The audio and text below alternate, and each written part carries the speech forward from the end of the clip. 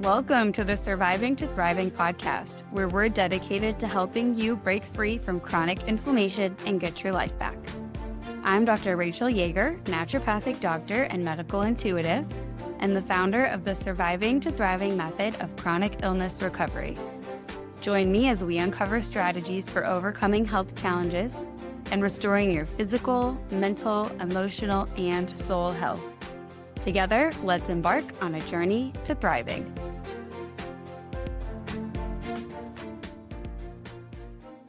Hello, everyone. I'm here today with Luisa Anderson. She's one of my good friends, and she's a podcaster and a soul realignment practitioner. And we connect on so many levels, so we're going to have so much fun today. We're going to talk about the role that grounding using your soul or your spirit, the role that has in healing, and just our discovery stories into when we feel like we connected to that side of ourselves. It's been really huge for me with healing, and just in general, it's been huge for both of us with living our most aligned, authentic lives, which I think is a really big part of us feeling healthy. And then we can talk about frequencies and how we can discharge stress, how we can really fully be our most authentic selves in a way that helps clear out any negative things or any energy that we don't want inhabiting our space. And then we'll see what else comes up as we have our conversation, because we always talk about random stuff. Yeah. Do you want to start us off, Luisa? So for me, like, my journey has been like a slow, gradual, years long coming into discovering my spirituality and how that plays a part in who I am. But you have a cool story, and just overall, like, what draws you to it. So if you want to share a little bit. Yeah, definitely. So I can start sharing. So I had a spiritual awakening and 2 years ago, maybe 3 years ago, in the last 2 to 3 years, and it has just changed the trajectory of my life. But the main thing that happened with that was I started to feel this need to be outside. Like, my backyard became my home. And then when I got bored from that, I started going to the park like every single day. A day could not go by where I didn't go to the park. I didn't move my body. And one day I was at my usual park doing my usual walk. And I just had this like feeling that it was so deep that I just could not ignore, that I wanted to hug a tree. I love that. And you know what? I did. I hugged the tree. And that energy, I can still remember that moment because there's just nothing else like it. It was like I was whole. I was just connected. It was this part of me that I just had never experienced anything like that. And then the next day, I wanted to take my shoes off and walk on the grass instead of walking the cement trail. And of course, I did just that too. And yeah, nothing has been the same. That's how I started grounding. That was my little story. How was yours? That's amazing. Yeah, I think for me, first of all, that's amazing because I feel like I've heard that before. Like, you start feeling the energy from the trees when you're really tuned in, and nature is such a great outlet for that and like an easy way to connect for people who are having a hard time, I feel like. So that's super cool. So thank you for sharing that. I think I got really sick while I was in med school, and that's when I was like, I feel like something's missing, both in my healing journey and in just like how I was carrying myself in my day to day. And so I started working with some energy practitioners because Portland, Oregon is a great place to work with energy practitioners. And I saw people who did energetic acupuncture, different types of shamanism, and like practice Native American tribal shamanism, which I've always been really drawn to. I think it's really cool. And I slowly started to realize that I did feel like a spark and like a connection, like my soul was a drop in the ocean water of something bigger. And I remember going on my first shamanic journey where I feel like things actually happened. And I know a lot of people think of shamanic as like being evil spirits or something. It's not at all. It's just acknowledging that you have a soul and just how your soul is relating to you and your life. And I remember having this crazy new feeling and this expansiveness inside me. And it was like I was suddenly having a new sense. Like, touching, seeing, smelling. I don't know. This was a new sense. And ever since then, that's something I, depending on the day and how grounded I feel, I can more or less tap into. But yeah, it stayed ever since then. But I've definitely had to cultivate it and work a lot with it and try to like really nourish that part of myself to keep I'm up. glad you mentioned that though, because I think that gets lost. I think sometimes when we talk about grounding, I don't want to say for us, but like for me, who I'm so in this and it's just like a normal way of life. But I think it can be lost, like how much you need to continue, like just continue, like it needs to become a part of your Yeah. routine. Yeah. Because then you disconnect, right? You're like disconnected from that energy. Totally. 100%. Yeah.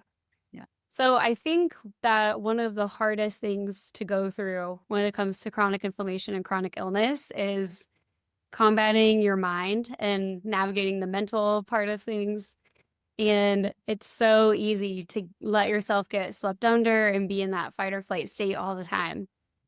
And I think what a lot of people are waiting for, which I used to do this, and so it's something I'm very familiar with, is you're waiting for the symptoms to pass and for your health to just get better and for you to physically improve your health so that you can then feel better because you're anxious and you're worried and you're in fight or flight because of your health.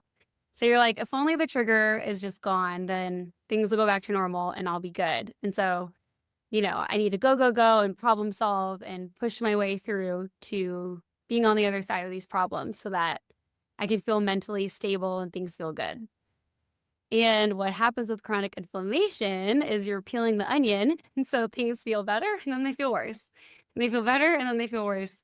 And there's always going to be challenges that come up at some point. Like we're going to get a cold or a flu or something. And so I think it's so important to be able to stay grounded and feel like you're nice and tethered and stable and you can weather all this while you go through it instead of just waiting for all the chaos to be gone for you to feel good and stable again. And so for me, grounding has been huge for that. And I know everyone has different meanings for grounding. And in this sense, I think for me, it's that sinking into your inner knowing and feeling connected to something outside yourself that's timeless and stable and secure and brings you perspective so that I'm able to keep a really good perspective while symptoms flare or something comes up. So I'm curious with you, like share, Lisa, if you have anything that you do to ground with mental health or your physical health or anything like that. Yeah. So for me, I'll start with this. Grounding is reconnecting like my body and my energy to the stabilizing frequency of the earth. But I can articulate that now. At the time when I first started grounding, I didn't realize that's what was happening. What that does for me is it stabilizes me in the way, first and foremost, mentally, like my mental health. After I started grounding, it was just night and day. And in my opinion and in my experience, I believe that is because when I connected to the earth's energy, to Mother Earth's energy, then I started to experience life and understand that life was cyclical.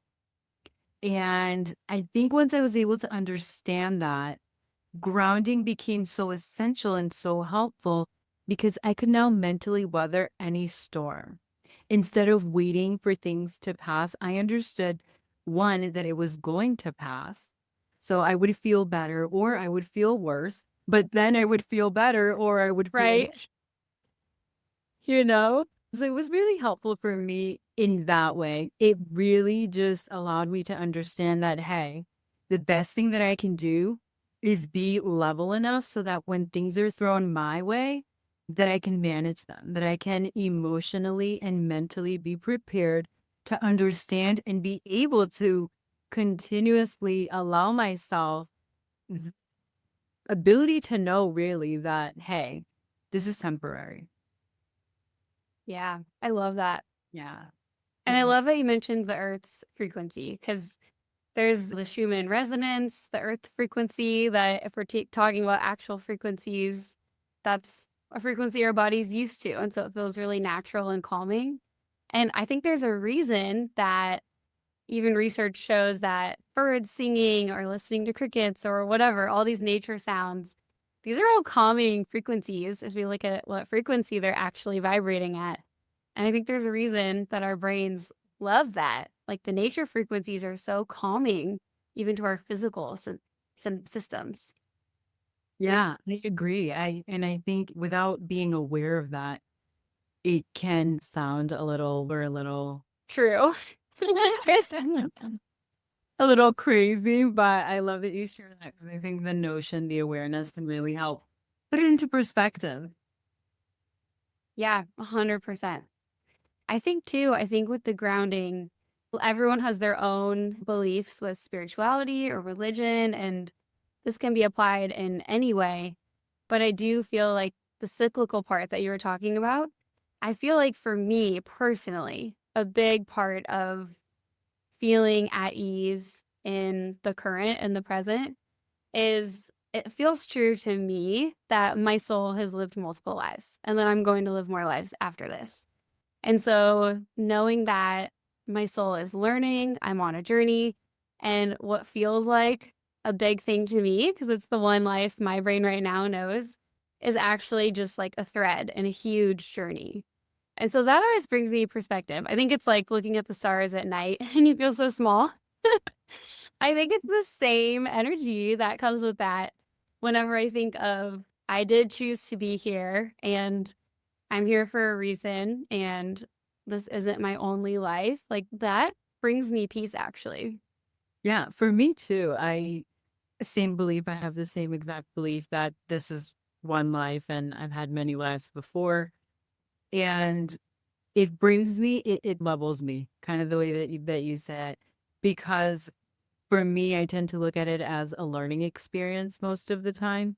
Is Yes. whenever, especially when going through hard times, I'll be like, yes, this is a lesson. I'm gonna get through this lesson. And love My that. soul came here to learn this lesson. And it can be really difficult, at least for me in my own experience. It was really difficult before I had my awakening to really process things like that. But when I can understand that I am one part, like one tiny part of this really big something bigger than me, it feels better. It allows me to mentally navigate through with a little bit less negativity, a little lighter. I love that. Yeah, I love that a lot. And I think expanding on that topic of the soul, I feel like that's another thing that's been super healing is even just my awareness of my soul and that this is a physical body that I'm in this lifetime. And I'm going to have physical parts of my health that are really important because I am in a physical body. But also, I have a soul and like I need to nourish my soul health the same way that I also need to nourish my mental health or my brain. And so for me, with the soul health, I think looking at it as we'll go on a walk we'll be like, this is for our mental health, but what are we doing every day for our soul health? And so I think that really helped give me permission at a time when I was still in fight or flight and felt like I needed to keep searching for the answers. That helped give me permission to slow down and read a book or watch Love is Blind or something like that. Because that was part of taking care of my soul because my soul needed rest in that moment. But yeah, what do you think about the concept of looking at our soul as part of our whole being? So it's part of the way I live my life. I'm a soul realignment That's your practitioner. thing. Yeah. That's my thing.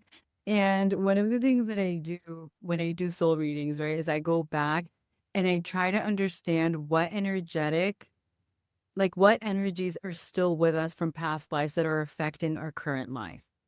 So that's really important to me, the way that I view life in general, because the way that I see it and the way that I approach it on a day-to-day basis is I know that there were lifetimes in which I experienced something that is affecting the things that I'm going through now. So, for example, if it's my health, any aspect of my health, in the physical 3D world, in my physical body, then I usually want to understand what did that have to do with my soul? what did my soul experience in a different lifetime that we came here to heal? And while that may not mean necessarily healing like the physical health condition that I have, sometimes it's like the mental health aspect of it that carries that same energy. And so my soul health for me, when I talked about like living life and looking at things as like a lesson and how I can get through it, the way that I think about it is this is for my soul. This is not for 3D, Luisa. This is not for my body. Powerful. It's my soul. That is what I'm doing it for. And it pushes my ego aside and it pushes all of the worldly things aside and allows me to really focus on what matters. I love that.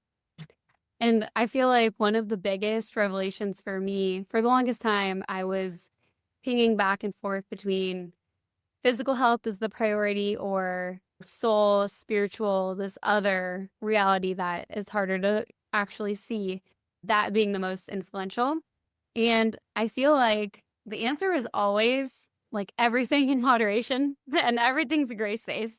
And so I feel like the answer is both. Like we're in a physical body and we have plenty of attention spent on our physical health in our society, but not a lot of attention looking at our soul health. And I do feel that imbalances can come from either place. If we're really missing certain nutrients, that can make us feel low and affect our mood. And eventually, I think that carries over and affects our spirit because we get so down and we stop doing the things we love. But conversely, if we have an imbalance and we're out of energetic alignment in our soul, then that feeds over and everything in our reality is energy. Everything's vibrating at its own frequency around us. And so that energy impacts our physical being. And so I think we can have diseases show up from both. And I don't think we're looking at the soul energy side as planting the seeds for some of the things that show up later in our physical body. Yeah. You're so obviously spot on. I feel the same way. Yeah, I have this big thing. It's like mind, body, and soul, and they all need to be in balance in order for me personally to be in balance. And I know that this is true for a lot of us. We just don't look at it that way because, like you said, I think we tend to separate the soul and the spirit. You didn't say this part, but like put it into the religion box when Yeah.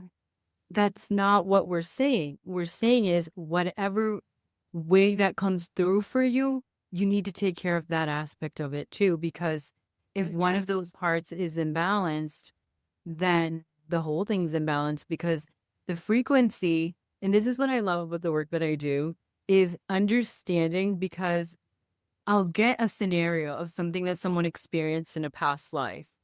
And then I have to understand the energetic frequency of how that's showing up in their life today because it's not necessarily the same situation. If it was 10 lifetimes ago, you didn't bully someone on the computer because we weren't all sitting in front of a computer. But what is the energetic quality of that? And so that is so important in everything that we do and in everything that we feel. So that vibration that you allow to carry in to seep into one part, whether it's your mind, your body, then the other aspects are affected too. Your soul, for me, I personally feel like a lot of the lessons that I'm learning in this lifetime are very much related to my past lives, like a lot. So I think that's why I put my soul first for the most part, is because I understand that a lot of this the energetic quality of a lot of the experiences I'm having was because I didn't take care of my soul in past lives. That's really profound. Yeah.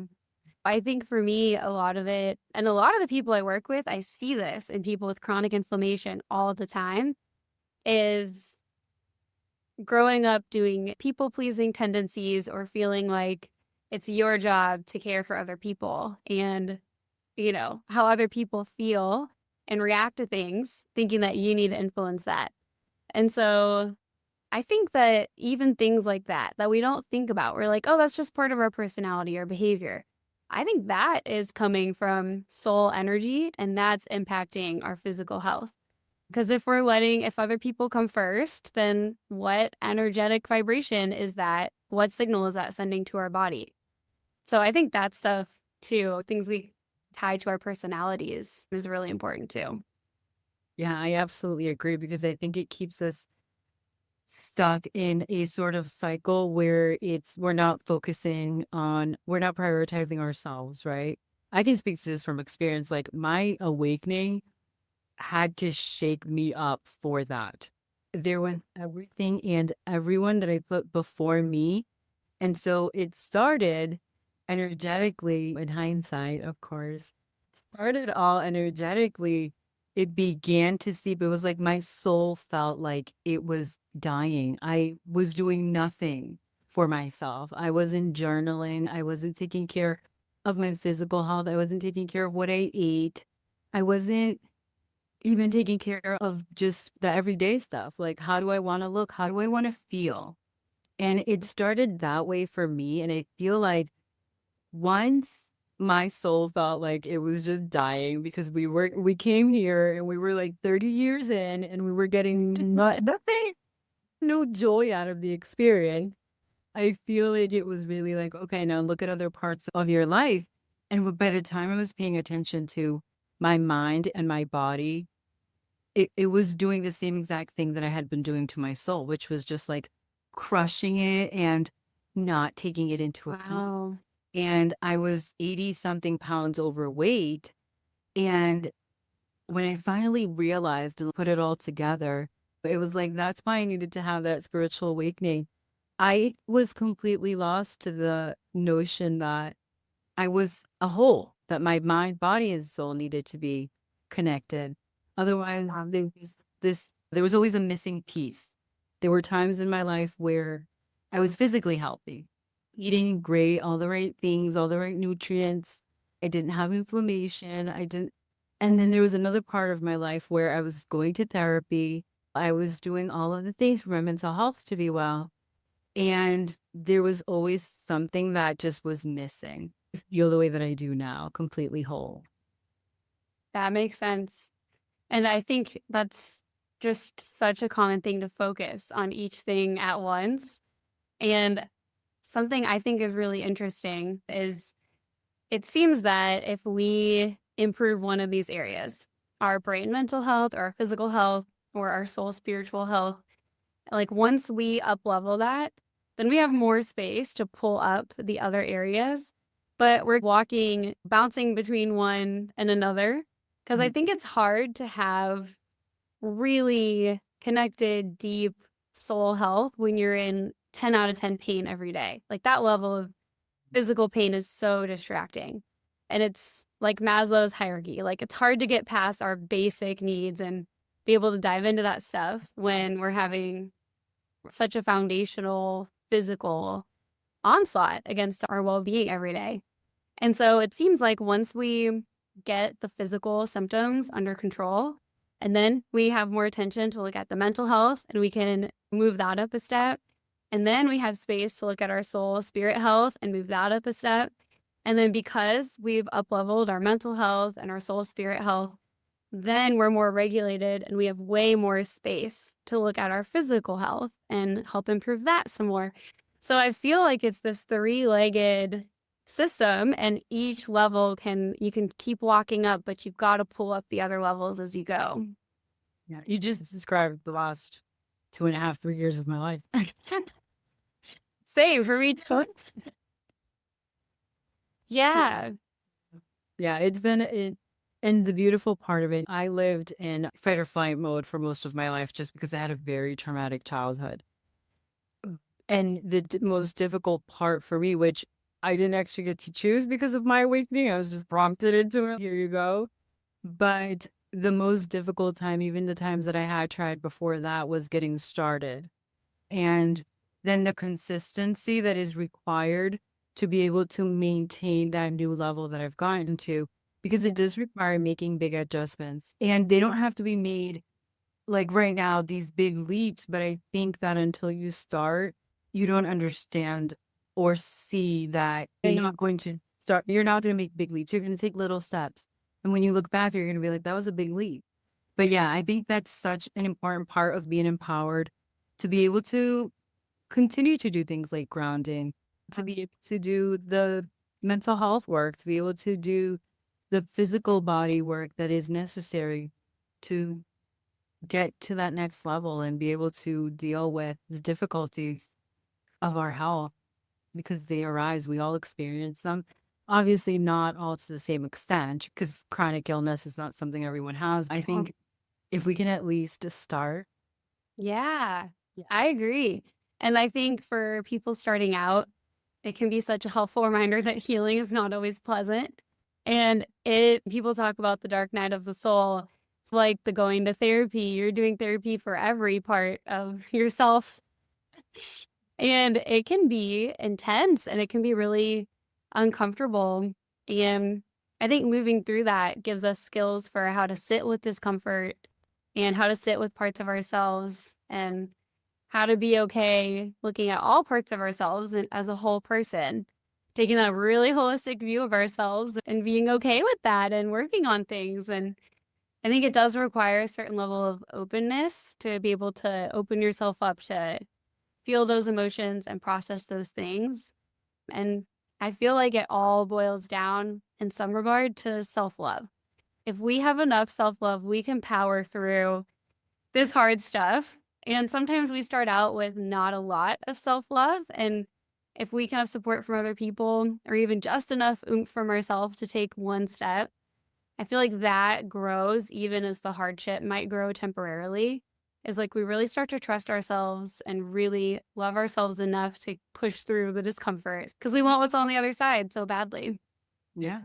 And I think energetically that when you start to do that, you attract the things, the experiences, and the people who are going to help you in that journey to indulge more in that self-love and grow and heal. I love that. I'm racking my brain thinking of what would be helpful tips for someone who's just starting. I'm curious if you feel like there's any ways you could share that someone who's just maybe they're going through chronic inflammation or fatigue or having some uncomfortable stuff going on and wanting to start bringing in the grounding element or connect to their soul spirit. I would say the simplest way to start without taking a big leap, and this depends on everyone's experience, right? But walking barefoot in my house, that has been a little bit of a game changer.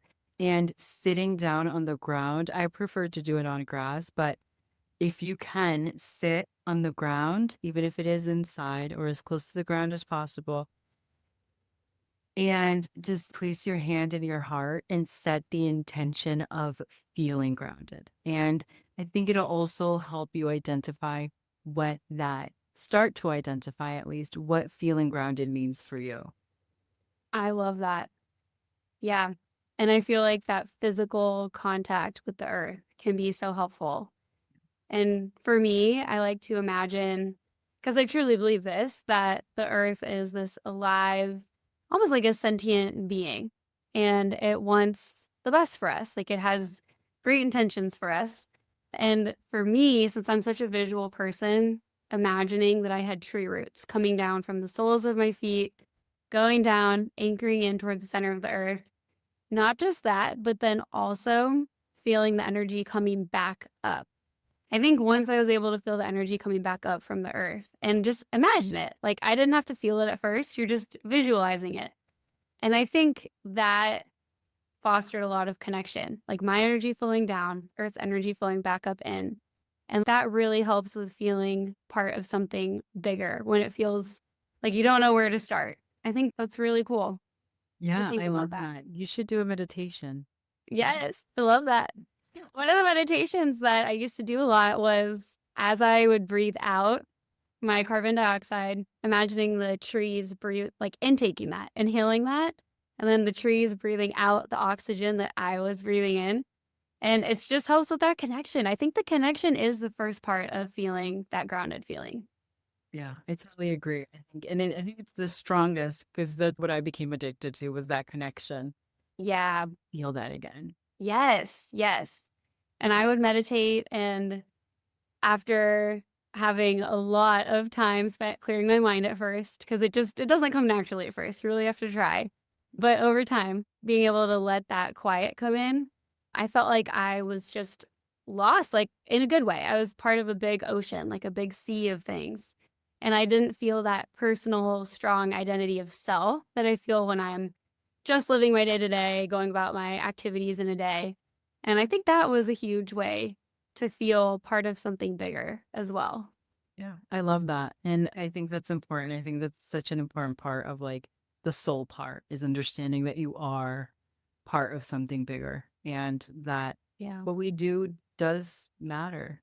How you handle it, how you look at it, how you choose to move forward, it does matter because that's what's going to make the difference or not. Yes, that's all determining what energy you're putting out. Yeah, I love that. Thank you so much, Luisa. For anyone who's interested in learning more about their soul health and all the energetic part that could be involved in their chronic healing, if they're having any symptoms or just want to dive into this, I can definitely direct people your way. And what's a good way for them to keep tabs and keep learning? Yeah, my Instagram handle is Flying Upstream Podcast. You can check me out there, follow there, and learn some cool stuff as well. Awesome. We'll link the Flying Upstream podcast handle in the show notes below. And thank you so much for joining. I hope everyone enjoyed this because we did. We love chatting. And we'll probably be seeing Luisa again. Yeah. Thank you so much for having me. I love these conversations with you. So anytime. Thank you for tuning in to today's episode of the Surviving to Thriving podcast. I hope you found inspiration and valuable insights to support your journey towards better health and happiness. Remember, each health journey is unique. This podcast is not medical advice, and it's essential to consult with your healthcare provider before making any changes. If you'd like to schedule a complimentary consultation with me, I would love to talk with you. Please go to drrachelyeager.com/schedule.